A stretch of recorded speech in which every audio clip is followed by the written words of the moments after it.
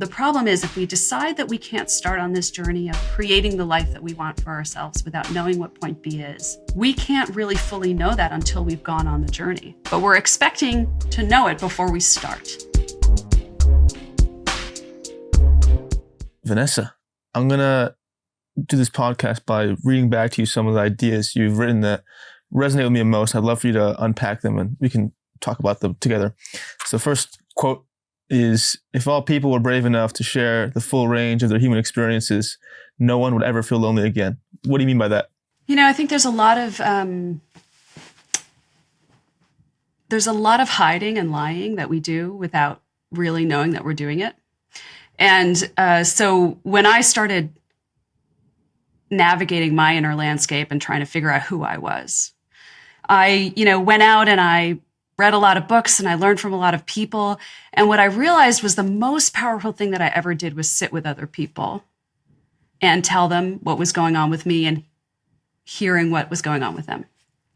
And when you sit with people and you realize that your life, your problems, your challenges aren't so different from other people, all of a sudden you realize, oh, I'm not the only one. And I think there are a lot of people out there thinking, yeah, everyone else's life is perfect, which we know is not true intellectually, but it feels like everyone else's life is perfect, particularly because people are curating their lives, right? People are kind of curating their lives on Instagram and in other ways, but we're also curating our lives on a daily basis with everybody, right? We're only presenting a portion of it. We're not presenting the deep, dark uglies to every person we see on the street or even our friends. And so when you sit with somebody and you kind of say like, all right, I'm going to share the full range of who I am. Then all of a sudden, when you see the full range of other people, you realize, oh, I'm not the only one who has crazy thoughts, dark thoughts, weird thoughts, shame around things. And so I think it's that courage to really show yourself, to really show who you are. And then when other people have that courage, that makes us realize that our human experience is so much more similar than it is different. But in our day-to-day interactions, it really can feel like, because if everyone's holding their kind of truths back from each other, it can kind of feel isolating. Like, yeah, I'm the only one going through this. If I present it to someone, I'm going to be shamed for it, or I'm going to be judged for it, or people aren't going to like me, or they're going to withdraw my love. And so this idea of being ruthlessly afraid to really share and show who you are, I think is a gift to yourself and a gift to other people, because that's the only place where connection lives, in that place of honesty. And I also think it's completely accurate what you're saying. It's also dependent on the friends you surround yourself with. I remember I used to perpetually only talk about surface level things, right? That I couldn't feel inspired to be vulnerable because no one around me knew how to do that. No one could understand that level of authenticity. The minute I shifted people around me who actually could talk about those things with openness, I opened up myself. I think it's something we have to pay attention to in our circles and our friendships, is that, can someone accept your depth? Can someone truly sit there and be with your depth? Or are they going to push you aside to talk about, sports or, Real Housewives or whatever? It's a difference I've noticed. Has it been true for you?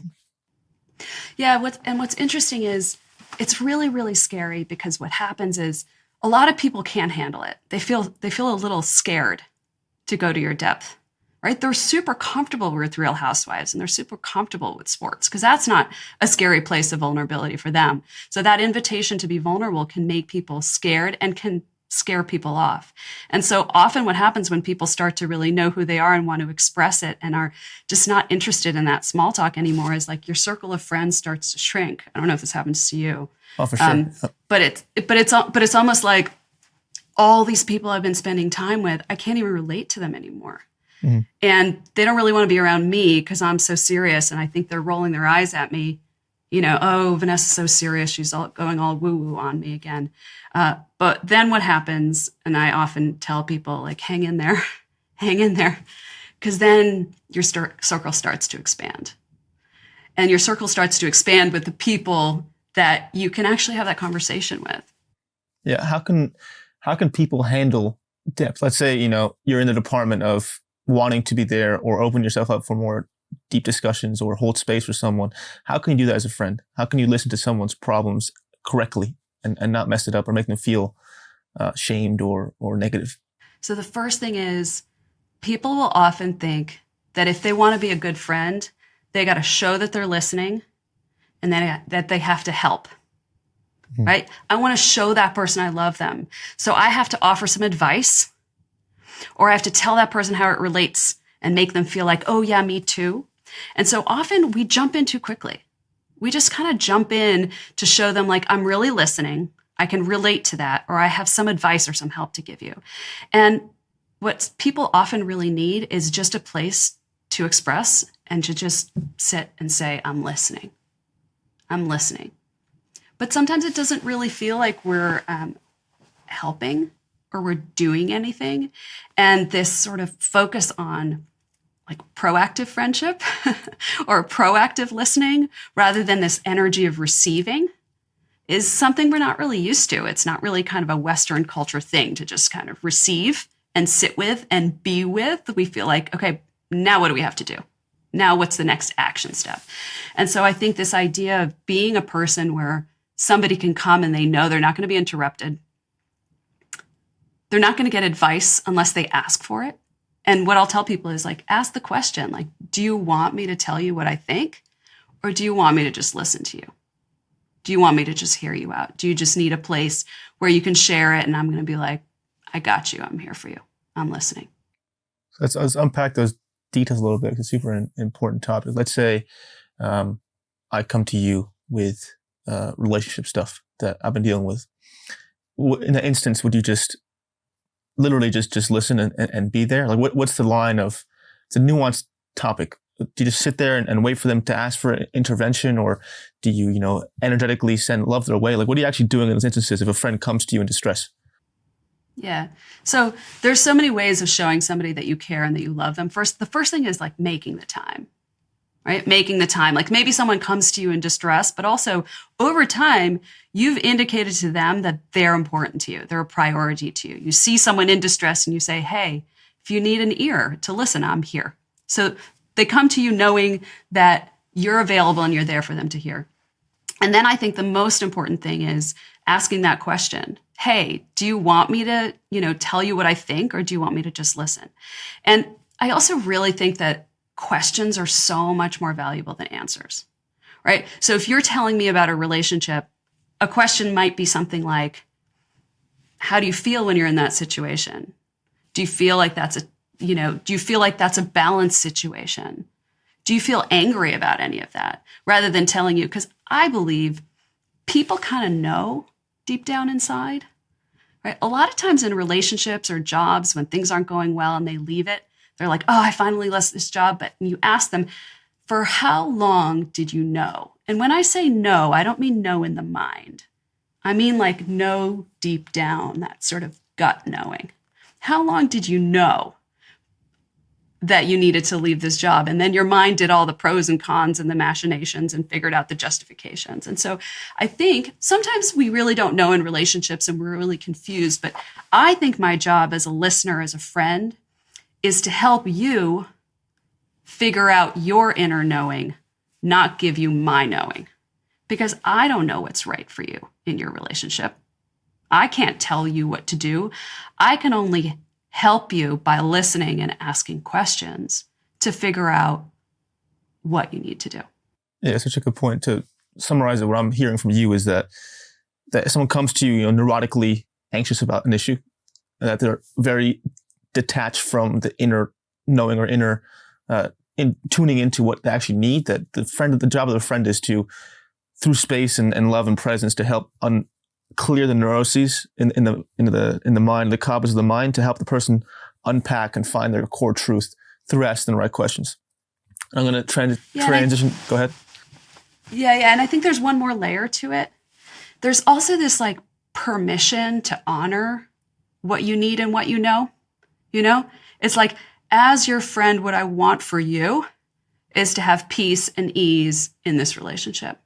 And so even though we sometimes kind of have the inner knowing, we don't feel like we have permission to follow that, to do what's best for us, to honor what we need and what we know. And sometimes a friend's job is to say, this is what I wish for you. This is what I hope for you. This is what I think you deserve. This is what I think you are worth. This is what I see in you. This is how I want people to treat you. And that I think is another important piece in sort of being a good friend to someone, being there for somebody to support them. What's an example of that line? Like what you're saying is that there's a line here of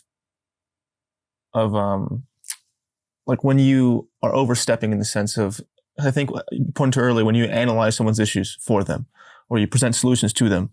What's that line between doing that and also offering reassurance as to, let's say I was in an abusive situation or in a bad job, and me saying, hey, this isn't in your highest interest, you're worth more. Like, what's that line between, giving them or what we think is best for them and also reassuring them as to what they're worth? Yeah. So I'll give you an example with one of my kids who's in a relationship that's not super healthy. This person's not super nice to my kid. And so one way to say it is you got to break up with this person. You got to end the relationship, right? That's telling my kid what to do. The other situation is, how do you feel? How do you feel when you're this person? Do you think that's what relationships are supposed to feel like? And what I want for you is to feel cared for, safe, loved in a relationship, to not feel like you're walking on eggshells. That's what I want for you in a relationship. That's what I think you deserve in a relationship. Is that how you feel in this relationship? But I know, and I think people listening may know, especially with a mother, right? If I tell you got to break up with somebody, it's not helpful. You have to decide for yourself. You have to know for yourself. But to say, this is what I want for you, this is what this could feel like, and you deserve to feel that way. You deserve to be treated with respect. You deserve to be treated with love. You deserve to be treated with kindness. This is what you deserve to feel. And then creating a little self-awareness of, is that what this feels like for you? How does it feel like for you? Because sometimes we don't really focus on it. Sometimes we don't really we know it's not good, but we don't really take the time to say, okay, how am I feeling with respect to this? Where do I feel it in my body? And how am I receiving what's happening between me and this other person? So that's an like a real life example of a conversation I've had a number of times with my kid. Yeah, so you're guiding someone to realize their best decision or best interest through, like this, you're guiding them to be aware of their best solution in a way. And they can only do that when you've reminded them to be in touch with themselves. How does this apply to, it's similar in the sense of finding a healer or someone to help you. What are some of the non-negotiables for that relationship that are similar to this, to friendship and overstepping? It's the same thing, right? It's like, I think of healers as mirrors and doors. Healers do a lot of mirroring back to people, creating self-awareness, creating frameworks, methodologies of self-awareness. Let me help you see yourself more clearly through my guidance. And doorways. Let me show you paths that are available to you. But at the end of the day, everybody sees themselves in the mirror and has to decide for themselves. And everyone has to walk through those doors themselves. And so somebody who's going to give you the answers in the same way that I say to my kid, break up with this girl. I can't tell you how many times, and by the way, I love therapy and I love therapists, so this is not anti-therapy in any way. I can't tell you how many times people have said to me, yeah, my therapist really thinks I should. My therapist told me to. And in that phrase, somebody's saying, but I don't want to. And I'm not convinced. So you can't tell people what to do. I mean, you can, but that's really unhealthy if they just do what you tell them to do. You have to help them see it for themselves, to know what's true for them. And that's a process of empowerment where, just like my kid, where I say, I am empowering you to see clearly the situation for yourself, to honor what you need, and to find the strength inside to pursue and honor what you want and what you need in life. And so it's the same with healers, right? People who say, I have the answer, let me give you the answer, do what I tell you to do, they're not healing anything. People who say, let me help you learn about yourself and become empowered to pursue what is true for you, that to me is a responsible healer. And there's a lot of really tricky dynamics in there. There's a lot of self-awareness, I think, that healers have to bring in order to stay really clean, because it's very, very rewarding to the ego when someone says, wow, you changed my life. You told me to do this and you changed my life, right? There's a lot of that dynamic happening. And so when people say that to me, they don't really say it to me in that way. Or when people give me credit, I say, I didn't do anything. No, it's not that I didn't do anything, but I didn't do the work. You did the work. You saved yourself. You walked through that door. It wasn't me. And so it's this idea of helping someone access the inner knowing that's always been there, that exists already, rather than giving someone some external knowing that they then download. Yeah, I'm fortunate enough to, when I was 19, I had a guru since I was 19. And what bugged me when I was 19 is that whenever I needed immediate answers over a situation, or I needed immediate guidance or help, he would basically like force me to make a decision, even if it was wrong. He'd basically guide me inside myself to become aware of what was in my interest. And it'd be wrong most of the time. And then, now that I'm 24 and I made horrible decisions at 19, I was like, why the fuck do you do this? He was like, you wouldn't have been able to be as autonomous in your own decision making if I didn't let you fuck up all the time. But I was there to pick up the pieces for you. But what happened when I was 19 is that because it was taking so long for me to become my highest self, I then went to, the traditional Western psychiatrist therapist, which is like, solution right now. You're feeling anxious about this woman or this thing, break up with her, here's a Xanax, you're good. And then that worked for about a month until I started going crazy. But that story of mine just proves to the fact that you can only be healed if you find the healer in yourself. If you only can be the best version of yourself if you access the highest version of you through learning how to make your own choices and decisions. How has that been your experience when you seeked help? Like, what's the best help you've been given in order to be who you are now? Yeah, so I had a similar experience. And so you started at 19, I started at 36. So I had 5 kids in 6 years and was, really on the track of just having kids and doing what I was supposed to do. And I was an overachiever and I did the whole thing. And I was 36 years old and I just cracked. I just cracked. Couldn't do it anymore. I was doing everything that was expected of me. And the crack was difficult and dramatic, but it opened me up to sort of saying, what is the life I want? Who am I? What do I even like anymore? I didn't even know what I liked anymore because I'd been so focused on other people. And so when I started, I got really, really curious and I was talking to a lot of people, and my wisest teachers would say to me, Vanessa, I've got nothing for you. I've got nothing. I have these big questions. I have nothing for you. You gotta sit on it. You gotta meditate on it. You're a smart woman. But I can't tell you. I have no answers for you. And I think that the instinct is to look for answers, because especially when we're in that place of sort of rift, that dark night of the soul where we don't know. We're like, it's so challenging to be in that place of unknown that we're like, somebody give me the answer. You're a guru. You must know the answer. Tell me, help me to relieve this feeling I have by giving me the answer. And that's why I think like astrology and psychics and mediums are so popular, because people are like, just tell me the answer so I don't have to look for it. Like, let me shortcut. People are always looking for shortcuts. And so all my best teachers said, I have nothing for you. I don't have any answers for you. And that was difficult to take. But what I realized was that's the only truth. No one has any answers for you. Not a single one. They're all inside, and they're all different, and they're all unique to you. Like, nobody can tell me what my truth is, what my purpose is on this planet in my lifetime, except for me. And if they do, and if they pretend to know, in my opinion, they're a fraud, And so that was kind of the process of trying to figure out, all right, now that I've become insanely curious about the workings of my human mind and heart and spirit, how can I simply dedicate my life to that inquiry and see where it takes me?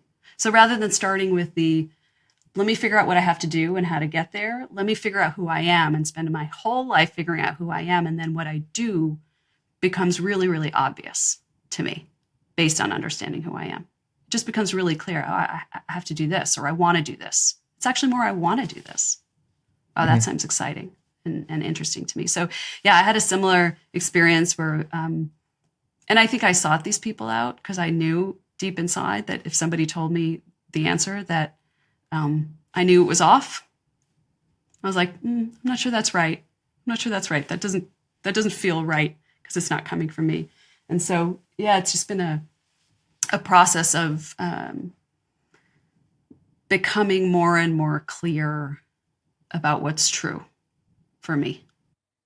This sounds counterintuitive, but it's a skill I realize is the most important skill to have. And you touched upon it, is that, we live in a culture that rewards infinite knowledge or always having the answers to things. That's how you do well in school, memorizing certain things. But the skill I realize is that the most important thing is to be cool with not knowing, like not knowing something, and just sitting in that in that confusion, that silence for a while until you get what you need to know. We live in, for example, it sounds stupid, but let's say we have these things in our mind that we Google immediately to find an answer to.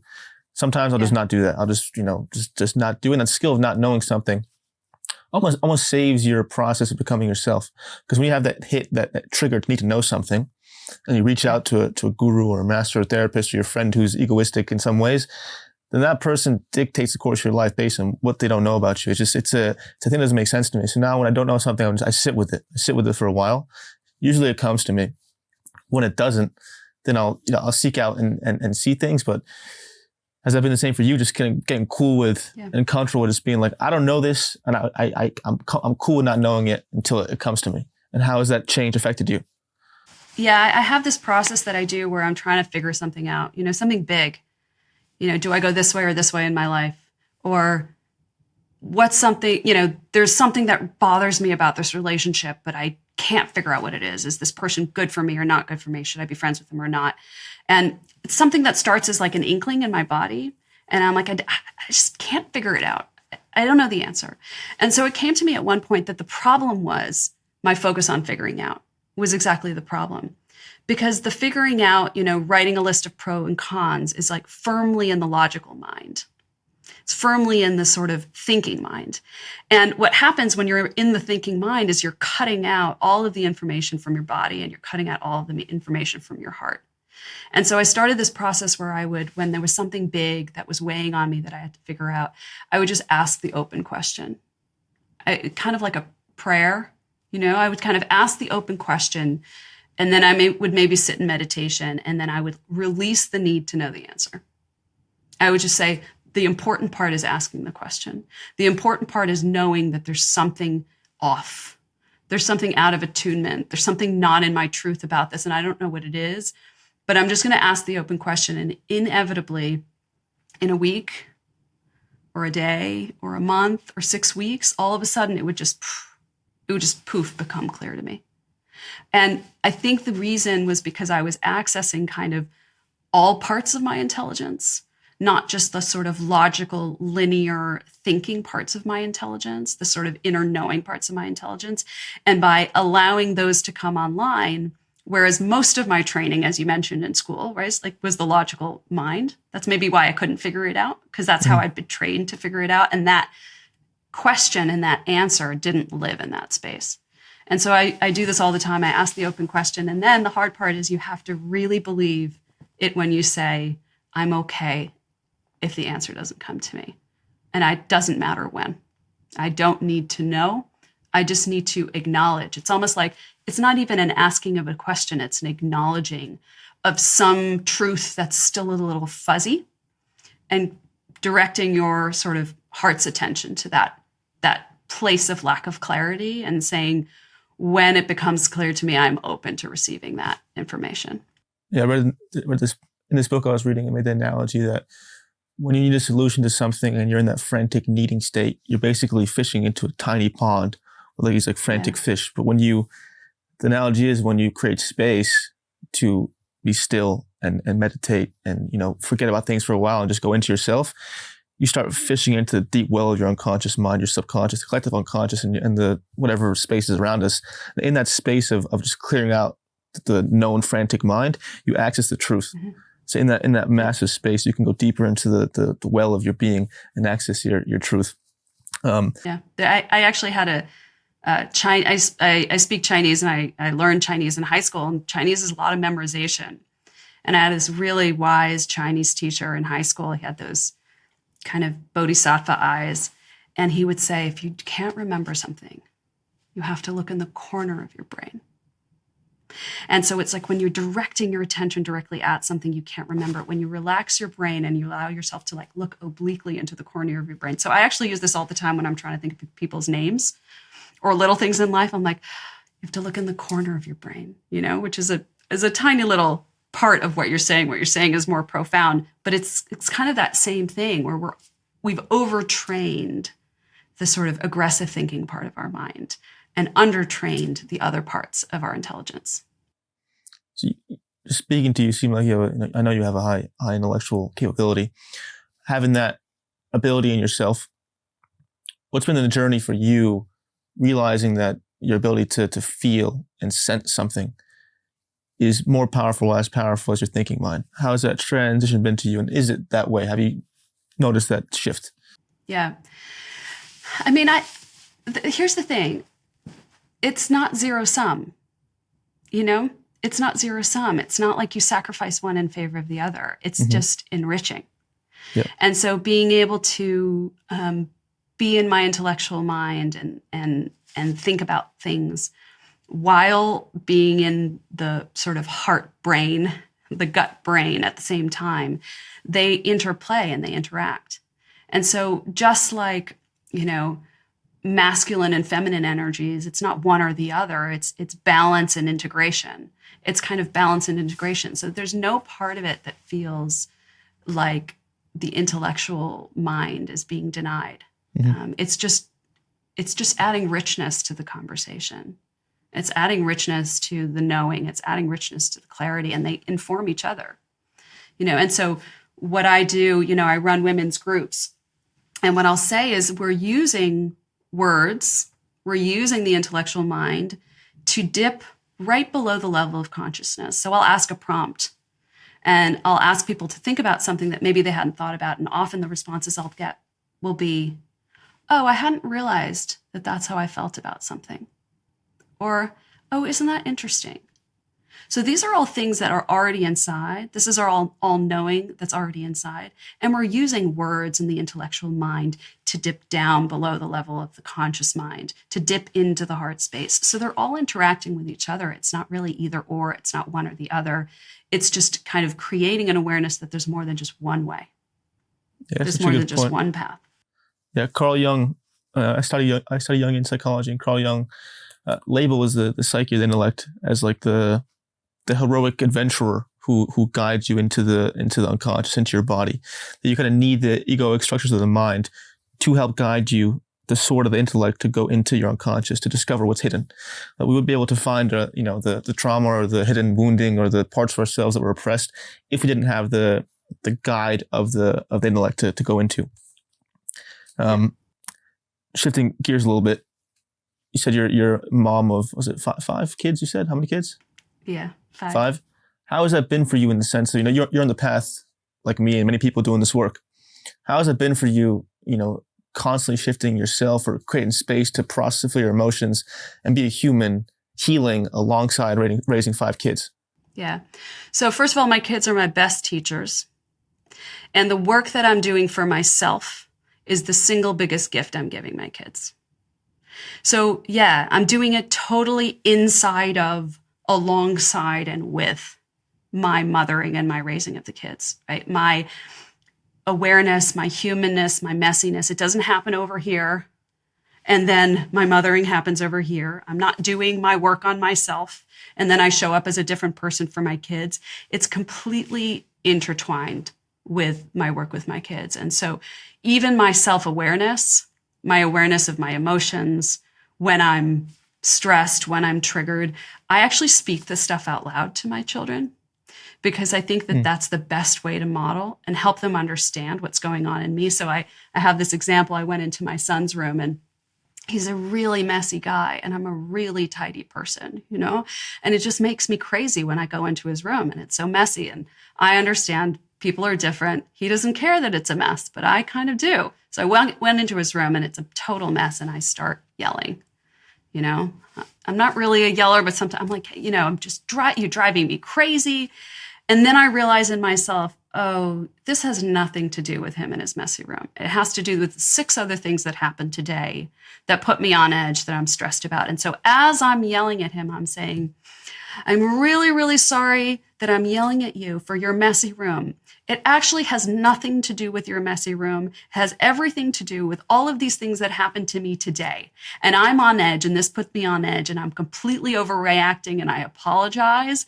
But this is the thing that put me over the edge, and it actually has nothing to do with your messy room. And sorry. And he looked at me and he was like, it's okay, Mom. Sorry you had a bad day. You know? And so it's like I'm acting out with my children my own self-awareness of my imperfection, my, you know, humanness. But I'm also bringing that awareness to my kids, where if some of my kids do something and I'm upset about it, I have to think to myself, is it them or is it me? Is there something they're doing that's wrong? Or is this activating something inside of me that is going to make me react in a way that's not actually for their benefit, but is soothing some old wound of mine or some fear of mine? And so this awareness about what your children trigger in you is, I think, one of the most important things for parents to do, because otherwise you're acting from a totally unconscious place. You're acting from an unconscious place when they trigger you, and you're acting from an unconscious place when you're guiding them. You know, at the extreme, you've got parents who are living out their unlived lives through their children, pushing them into activities or careers that they don't have any interest in, because of the unconscious desire or unlived life of the parent. But I also think that you know, a parent's job is to help a child self-actualize, is to help a child figure out who they are and go effectively through relationships and figuring out how to be in the world, how to go be that person in the world successfully. And if parents haven't self-actualized themselves, they're then putting all of their assumptions, all of their desires onto their children and preventing them from self-actualizing. So I think that the amount of work that goes into parenting is huge. But if we only focus on helping our kids and not helping ourselves, we could be steering them in the wrong direction. The first part of what you said really hit my heart. That a lot of what I was missing is, as a kid, I think most kids do, is that my mom was very emotionally erratic. All love to her. But she would come in and just take things out on me. And in many ways, my dad did sometimes, but I think all parents do that. It's okay. But what was missing is that I thought it was me. I thought that I was doing something to cause that, and who I was in that moment was not worthy of love. And I changed myself, my identity, to be someone worthy of love. And there was this constant shape-shifting in myself to be someone else that I wasn't. And that's, a core part of my trauma. And what I'm, my heart is saying to you is that that's probably the best thing you can give your kids. I do believe most childhood trauma comes from kids had their anger, the parents' anger taken on them, and they have no idea why. And then just by you saying that, I'm going through this, that trauma's gone. It's just, she's going through something. I'm worthy of love. I'm okay as I am. Yeah. And that's the same for relationships too, right? And romantic relationships, exact same thing. I've noticed in myself, right? In the past, when I would castigate my partner and leave it there and dip out, or she would get pissed at me and slam the door, I would then go back to the childhood pattern of, I did something to her and I'm not worthy of love. The way you fix that immediately is just saying, oh shit, I was taking this out on you. And the faster you get at that, it's a skill, right? The faster you get at that, the better that relationship becomes, right? Sometimes it can take an hour or two, but the better you get doing it immediately, like you said, it makes a huge difference. So just wanted to Yeah, and I think, and I think if there's one thing parents take away, it's interesting. We think about apologies in romantic relationships, but we often don't think about apologies for parents to children, right? You think like in a romantic relationship, you do something, you apologize to each other, but they're probably parents who have never apologized to their children. And that one thing, getting kind of practiced at that, being like, when you feel, you know it when you did it, right? Because you feel that shame, you feel that guilt inside of you. And to then go to that step of repair to say, hey, I'm sorry I yelled, I probably shouldn't have yelled. Or I'm sorry I took that out on you, I probably shouldn't. That's so key, because that's the message that it wasn't you. It wasn't your fault. That wasn't justified.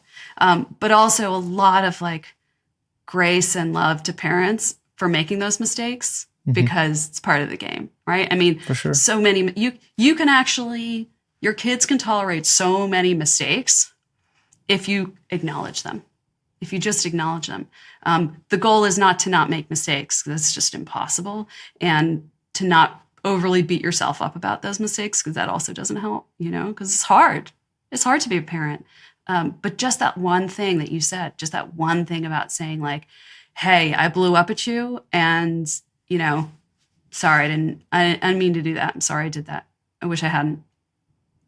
Really goes a long way. Cool part too is as you grow up, my dad's a little older now, and the woman I'm seeing too, you can also request in a certain way that language. If, for example, my father is like, we get him super well, but there's one tiny thing that he was doing that was affecting my relationship with him. And just saying that is that, when you do this thing, it affects us. Or, a partner, my partner says something to get mad at me, and she says, oh, sorry. But then my inner child, I have to hear in that moment that, she still loves me the same. And just kind of requesting to the person that we love or care for, even if you're an adult or a kid, just, that's what I was missing as a kid, that I would feel that need for amends and apologies. Mm-hmm. And I'd do what I can to get it, but I'd get further, castigation and mistreatment. So, you also have the power to, as an individual, request those words from someone to say, hey, I'd really appreciate it if you were to say this to me, next time you do that.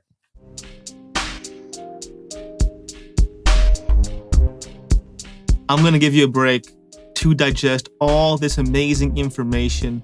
And in this break, please comment, like, and subscribe. Thank you. Yeah. And I think it's kind of full circle to the first quote you read and the first question you asked, right? It's like, how do we combat the loneliness? How do we create that connection? And it's this sort of truth and clarity, honesty and clarity. It's like, here's who I am and what I need. Let me tell you who I am and what I need. And then hopefully if the person is capable, they say, oh, now that I see that more clearly, let me give you what you need. And that's kind of this basis for relationships where we can be loving and honest and create not just in ourselves clarity and truth, but clarity between. How does this work? Who are you? I really want to see who you are and know who you are and know what you need, and vice versa. And it's in that you can create kind of the deepest connections. Yeah, this is a question we all deal with. What is God? What is His higher power? I try and create a framework that is most useful to me. And what I come to, not to go fully left field to bring it back here, is that I think a lot of divinity is truth. Like whatever is existing in this moment, this pen, whatever is, to me is divinity. It just is the truth. So for my duty to divinity is to be as true as possible to myself in situations. So whenever I'm, in an argument or talking to someone, or you even, like I have my duty is to be as authentic and true as possible. And the more I follow that religion per se, the more I've gotten happier, better friends. That this devotion to truth, as you say, will clear everything. And truth isn't just, 2 + 2 is 4, or, Obama was president, what year. Truth is also, the most true thing is how you're feeling. That's the deepest truth. And the more you honor that truth in connection, that's how the loneliness dissipates and goes away. Yeah, that's where we're going to start the same religion. I'm on board. That is my only religion. If people talk about words that they use to describe the extent of things that are yet unknown to us, right? God, universe, nature, source. To me, it's also truth, that which simply is. to be discovered, not to be manipulated or changed, but just to be discovered and aligned with. And that is literally my devotion, is that truth. And it's really fun and interesting because that truth has so many layers. Mm-hmm. You know, that truth can be contradictory. You know, I can't stand my kids and I love my kids at the same time. You know, I hate this person, I love this person at the same time. You know, all of these kind of dualities that seem like they're conflicting truths, but are actually coexisting truths. And that is the sort of capital T larger truth. So there are so many different interesting layers to it. But to me, the only question I ever ask myself is, what is true? What is true about how I feel? Yeah, that's the core of Buddhism in a sense. You know, Buddhism is just teaching you, which I follow mostly, is just getting in somatic accordance with what is. That's a helpful framework for me in my mind, that whatever life presents to me, that just is life, my work is to accept it as reality. Whatever resistance in my core, my somatic being towards that objective truth is the work. That if I can't accept this person not liking me or this thing failing, that the work in that moment is to get to a place where I accept things being true. Validating your point that there can be two things true at the same time, right? My mind can see that something is true. My body can be in a place where I can accept that truth, and that feeling is true. And honoring that feeling is also a big part of the truth. What's things? The only part that sometimes I feel like people skip over is that they feel like somehow the feelings that feel out of alignment with the truth are less true. The feelings, you know, even the feeling of frustration or rejection at what's true has to be denied in order to be in accordance with the truth, but actually it has to be accepted as part of it, right? Your reaction to and all of the things that seem like they're not aligned are just as true at the same time. You know, it is both true that this is unchangeable, and it is also true that I'm raging against the fact that it's unchangeable. Those both have to be equally honored. And I think sometimes we think that the less desirable truths need to be squashed in favor of the ones that feel, you know, more love and light. Give me an example when that was especially true for you, when you were experiencing an extreme duality in yourself of seeing something being objectively true, whether it be, you know, losing someone or a friend being mad at you, and then your body was like, nope, I can't accept this, and how you manage that duality. Yeah, I don't know if I have like a big example, but I have an all the time example. Right. You know, I have a, you know, I know that I'm doing what I'm supposed to be doing in the world. I know that I'm following my truth and my path. I know that I have a lot to offer. And at the same time, I have so much doubt. Oh, I should have said that differently on that podcast. And, oh, you know, I messed that up. And nobody wants to listen to me. And this book that I'm writing, do I really need to cut down trees to print this book? And so those things sit in me all the time. Constantly. Those voices sit in me all the time. And I think I'm definitely not alone in that, right? Those doubting voices. Yeah. All of us. And so to me, it's like, okay, doubting part of you, I'm not going to try and push you away or say like, you're wrong, or try and convince myself. I'm going to like bathe in you. I'm going to honor you. I'm going to say, this is the part of me that cares so much that it questions. This is the part of me that wants so much to hone my craft, to do it well, that it questions. This is the part of me that questions. I love the part of me that questions, because there are some people out there, you know, if you want to convince yourself that you should put a book out, just like read a bunch of books and then you read those and you'd be like, oh yeah, mine's pretty good. You know, it's like there are people out there putting stuff out with conviction and with confidence. And so I have that conviction and confidence, but I also have the doubt. And I like the doubting part. It's the part that's keeping me honest. It's the part that's keeping me questioning and keeping me kind of humble, keeping me humble at the same time as the part that believes that what I do matters, that what I offer is important and valuable in the world. And so for me, it's sort of a constant dance, and it's really, really interesting to sort of really get to know both of those parts of me and try to fully embrace and own both of those parts of me at the same time. I really appreciate you saying that, because I've been actually sitting with this in myself, that I use that, I'm going to actually change it now after having this conversation. I've used that doubt as a training partner in a sense. I've heard that voice come up. I used to see it as a villain in everyone's story, that overcoming that voice is the heroic journey. But the problem with that is now I'm realizing that I would abuse that voice, right? That whenever that voice would be like, don't work out, don't do this, you can't lift that thing, you can't say that to this person, I would be like, fuck you, I'm doing this shit. Like, it would be like this, it would drive this need in me to prove it wrong. It was a battle. It was literally a war. This thing would say, you can't do this. I'd be like, no, I'm doing that. And it would lead to results in the matrix that we live in, where I'd get things, I'd accomplish things and be, strong and manly, etc. But I was shaming myself. That what you're saying now is that's a piece of me. It lives inside me. Yeah. And if I'm treating it as if it's a villain or a negative being or this dark entity, I'm hating myself. I'm judging myself. Did you initially have that treatment I'm talking about inside yourself? And if you did, how is the new way you've gone about it now been different inside your being? Yeah. So the biggest shift has been, rather than trying to make it go away through shaming, because shame doesn't work. Shame doesn't work to make something go away. Shame doesn't work to change behavior. Rather than treating it with shame and trying to make it go away, I approached it with curiosity, and I said, what have you got for me? What do you have to teach me? What information do you have for me? What is this part of me trying to tell me? Because the part of you that's trying to tell you, don't work out, might be telling you, I'm really tired, I need to rest. Or it might be telling you, I'm afraid I'm not going to measure up, and so I'd rather not do it in the first place than go for it. I don't know what the message is in that part of you, but we don't know until we ask it. We don't know until we say, okay, I hear you, doubt. What have you got for me?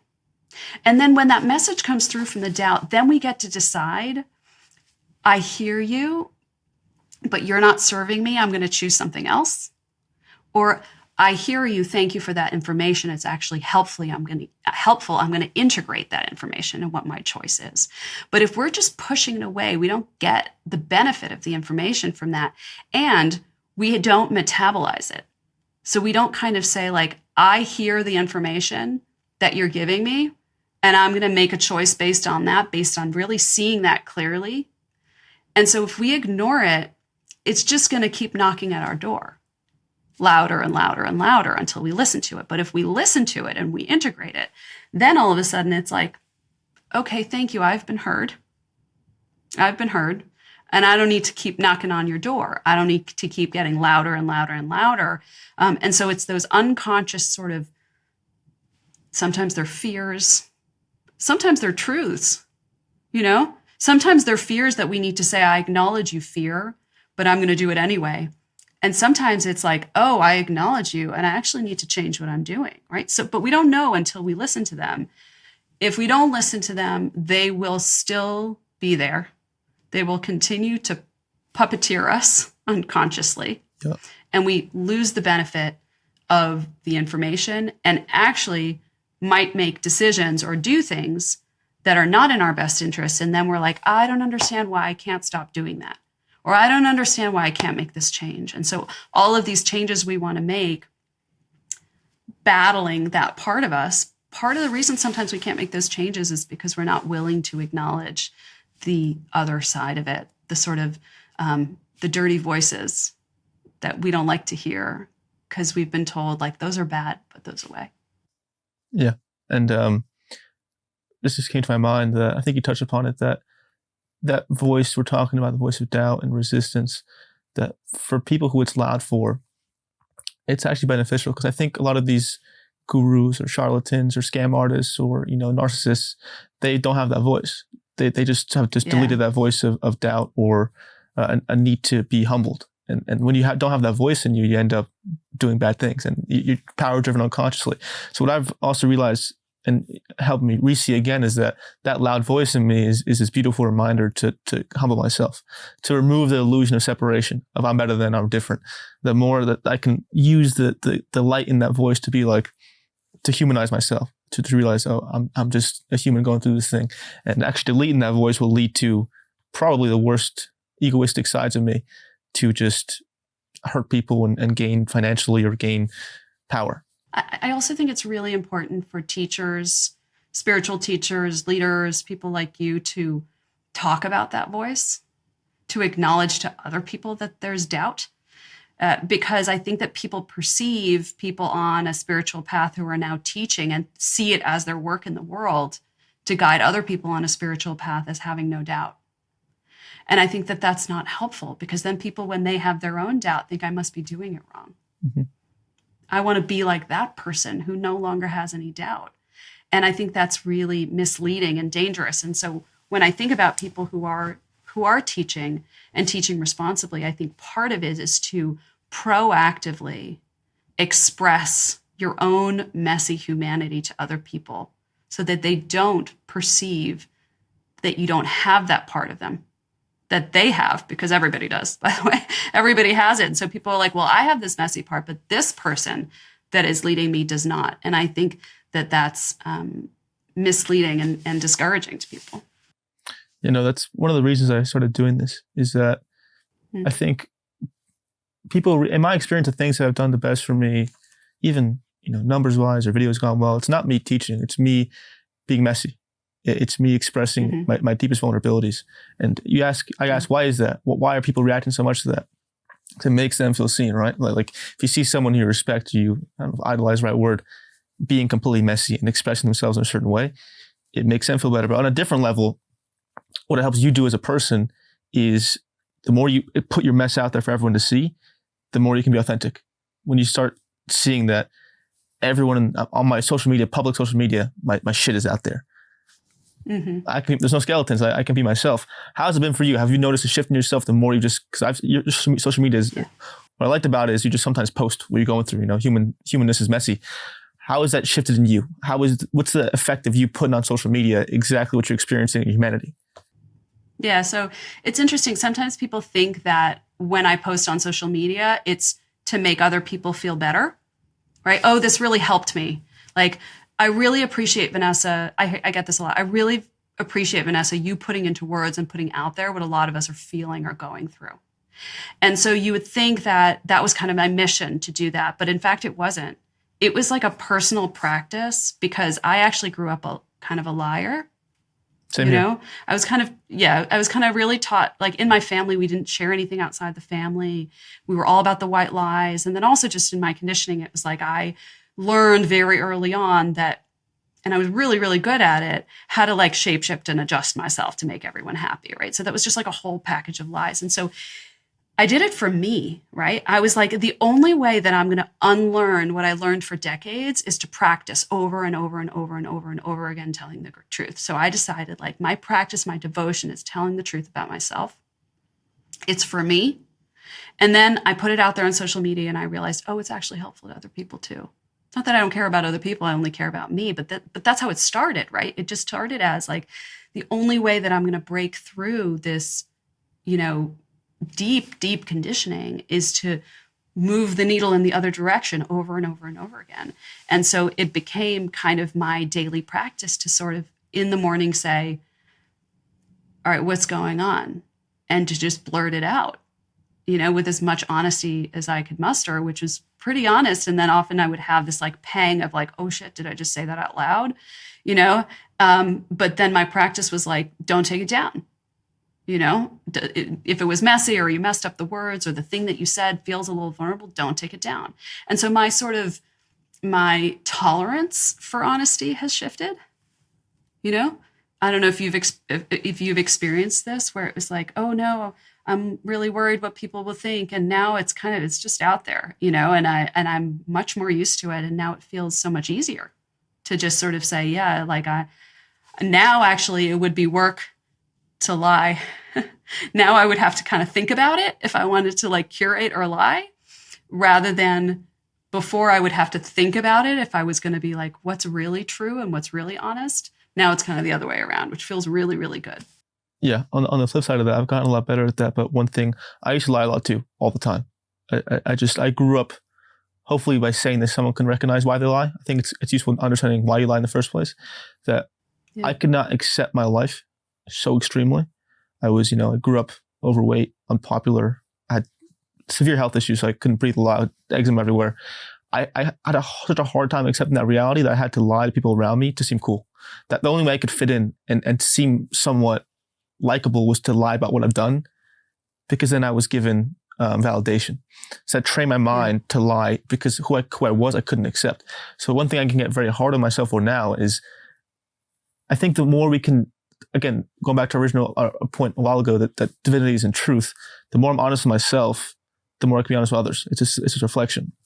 What I'm saying is that because I'm so hard about being honest in the truth, when I catch myself slightly exaggerating or saying one tiny thing or a white lie, I get so pissed at myself. Like I truly get really, really angry at myself whenever I say one tiny exaggeration in a story. And why I'm saying that is that as humans, we actually lie a fuck ton. Like this is the smallest things, like embellishing a story a tiny bit, saying if our partner asks us how we're feeling, changing a tiny bit. And I get so hard on myself in a certain way.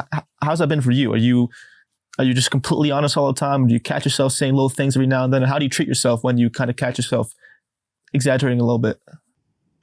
Oh, I catch myself in stuff all the time, not just lying, right? I catch myself in, I notice undesirable things in myself constantly.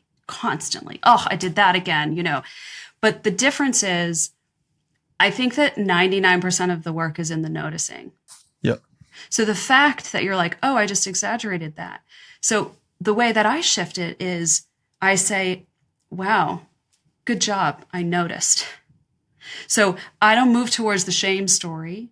I actually say it's more valuable and important that I noticed this thing that I did, which, by the way, I will notice for the rest of my life, because we will never get to that place of perfect refinement. I will be noticing these things about myself for the rest of my life. And the shame does not help me. The curiosity and the sort of reinforcement of, rather than, oh, I'm so mad at myself for doing this. Wow, I'm so proud of myself for noticing. Because it's that noticing that helps us create more clarity and more truth. And so every time I see something in myself that is kind of undesirable, I really, really try to move away from the shame story and really move towards the, oh, interesting, that thing is still there. Interesting, that thing that's been such a strong draw for me, such a strong pull on me. Oh, I see you, you're still there. Okay. There's still something happening over there. There's still something to resolve. So it's this place of sort of deep curiosity that sort of I'm trying to get to rule the show in my mind, rather than this shame deciding good and bad. It's just like an open curiosity where it's like, oh, interesting, that's coming up again. I thought we were done with that. I guess not. I guess we're not done with that. There you are again. And then sometimes I'm like, I'm so bored of you already. I'm so bored of you, self-doubt, but there you are again. All right. It is what it is. Yeah. What drives the change for you? 'Cause I hear you and I agree. But then once that awareness pops in my experience from my own psyche, I don't know if it's the same for other people, I kind of have to figure out a drive to change the behavior, right? If I notice myself exaggerating or lying, I have to do something to shift the behavior. But in the past, I'd come from shame. Like I cannot be this person anymore. I can't do this. So what outside of the awareness, right? I do agree with you that almost all the work and the change starts with you noticing the behavior. What drives you to shift it? Yeah. So it's like there's so many levels of awareness, right? So it's like an awareness of the behavior, and then there's an awareness of the shame. Oh, interesting. I move right to shame. Oh, I see you, part of me that doesn't want to be that person anymore, that wants to move myself and improve myself. I see you. And so it's like we catch ourselves on many levels of the story, and we get to bring that same methodology of curiosity and awareness to every level of it. And so if we start to say, oh, I'm aware that I'm doing this, shame comes up. Oh, interesting. I'm aware shame comes up. Shame, what do you have to tell me? What's that about? What's under that story? That's where we start to heal it. Not when we decide, okay, I'm going to embrace the awareness part of it. And even the shame part coming up, I'm going to shame the shame. I'm going to try and get rid of that. Like, no, let's embrace that part of it too. Let's embrace the shame and what that has to tell us and the fact that it came up again. And let's learn from that. And let's heal it all the way up the chain so that we can say, I don't need to force you into submission. I don't need to force any part of myself into submission. I can unravel, understand, embrace, and create clarity around all of these truths by letting them all be true all the way up the chain. And that's when they start to soften. So it's this idea of, rather than using a sledgehammer, we're kind of trying to soften it rather than hit it out of the way. And then over time, it does start to soften and start to say, oh, shame, I see you coming up again. I understand why you're coming up, but I'm not now going to add another layer of shame on top of that shame. I'm not going to try to not just get rid of the original thing I did. I'm also not going to try and get rid of the shame on top of it. I just try to understand you with curiosity. I'm here for all of it. I'm willing to see all of it for what it is. Yeah. What I'm noticing in you is this deep patience in the process of change. This non-urgency or rushing to immediately fix something. That brings me to another quote of yours I'd love to unpack, is that when we come to the end of our lives, I think we will realize that all of this urgency stole our lives away. Why is that the case, you think? Because if you think about this idea of truth, the way things are, again, what we've been trained to do is to move forward with our mind on a linear basis and be very proactive and active. And what truth is inviting us to do is to go in the other direction, to actually be receiving of and to listen, not to do, but to listen. And so the more we try hard, the more we look for something, the less we find it. The more we kind of can just wait, ask, listen, be open, notice, be in awareness. That's where the clarity comes in. And so it's not even a value judgment of listening versus doing. It's just, for me, the way that I found has worked the best.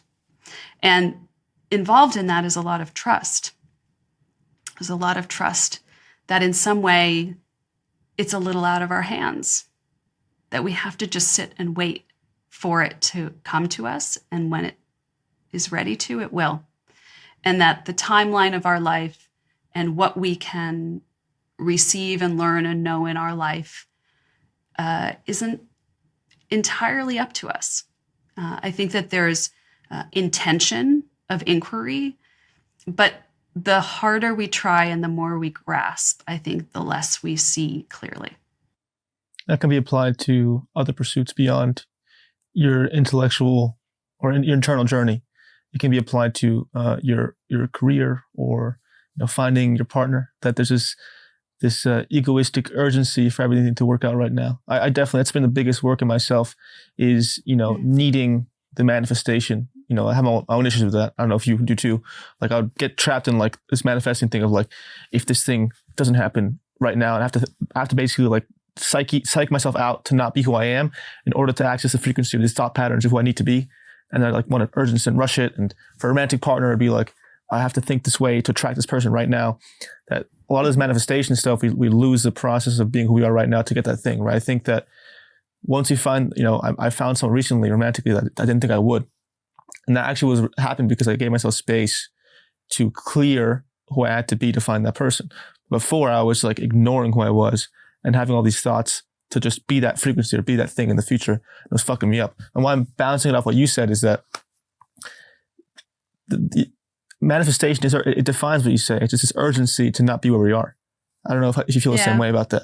It's a hot take, but I've been thinking about that. I do. I have a lot. I have a lot of thoughts on it. I think there's some aspects of it and concepts that are interesting, but the part that is tricky is the idea that we have to know in order to get from point A to point B, assuming that point A is where we are, and point B is a place that is desirable to us, that feeds our soul, that feeds into who we are, and that is like the life we want to create for ourselves, that before we start that journey, we have to know what point B is. Yeah. I think the journey of life is what gets us to point B, but we can't do it without all the little steps along the way. And so the process is, what is the life we want to build for ourselves in terms of how do we want to feel in that life? Who do we want to be surrounded by? Are our needs being met? Are our wants being met? Do we feel alive creatively? And to pursue that, point B might not be what you think you want it to be. Mm-hmm. Point B might look different if you're really doing the work of discovering who you are, what you want, what you're interested in. And so the problem is, if we decide that we can't start on this journey of creating the life that we want for ourselves without knowing what point B is, we can't really fully know that until we've gone on the journey. But we're expecting to know it before we start. And so probably the thing we're looking for isn't quite the thing we actually will end up wanting.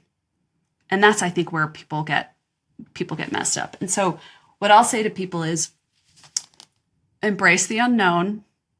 You don't know where the journey will take you, which is hard. People don't like the unknown. People like certainty. That's a whole other conversation. And ask yourself, I work with a lot of women my age, and I ask yourself 3 questions. How do I feel?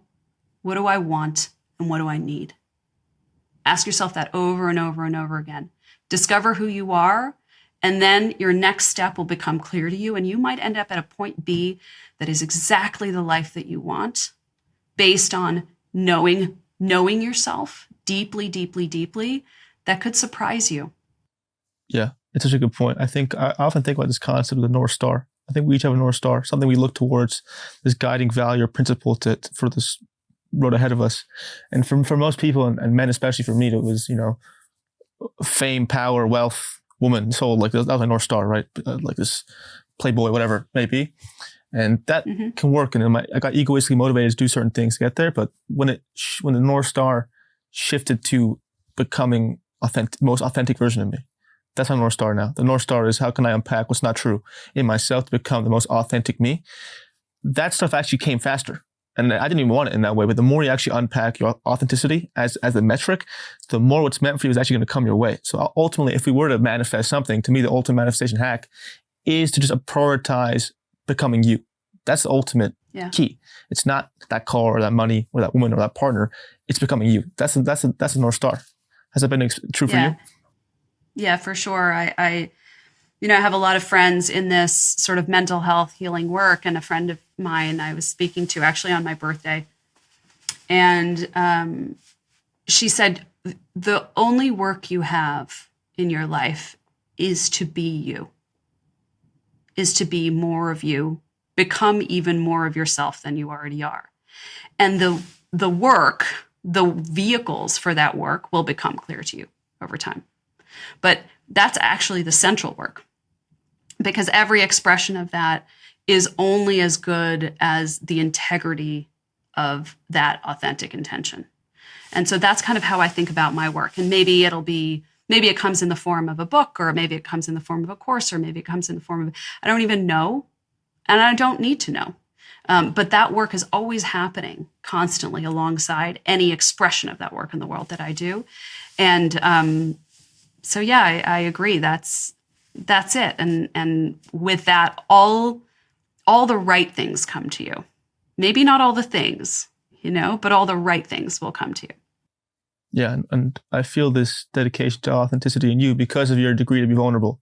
I think that's what people also need to understand, that your degree to be vulnerable as a person is what dictates your authenticity, right? Because it's to be authentic, you have to own all of you. If you can't be vulnerable, Yeah. you can't own all of you. So vulnerability is actually the bravest thing to do to become authentic. So I just wanted to thank you for honoring that vulnerability and coming on here and sharing all your wisdom. I really appreciate it. Where can people find you and get to know your work if they're curious?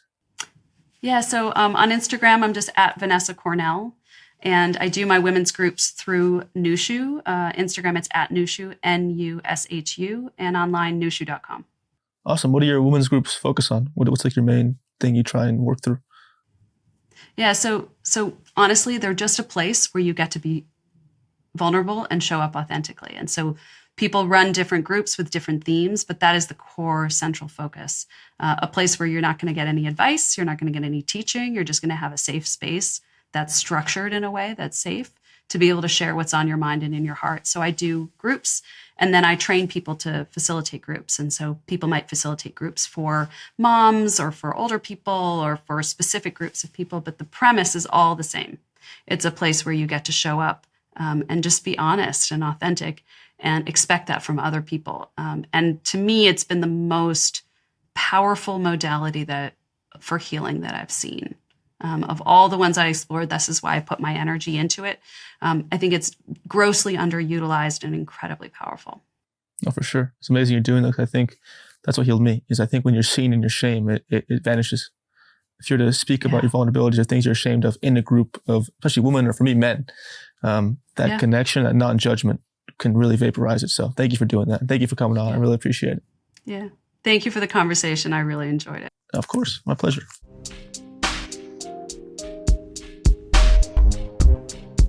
I hope you enjoyed that video. If you want to watch more content, please click this video right here and don't forget to subscribe right here. Thank you.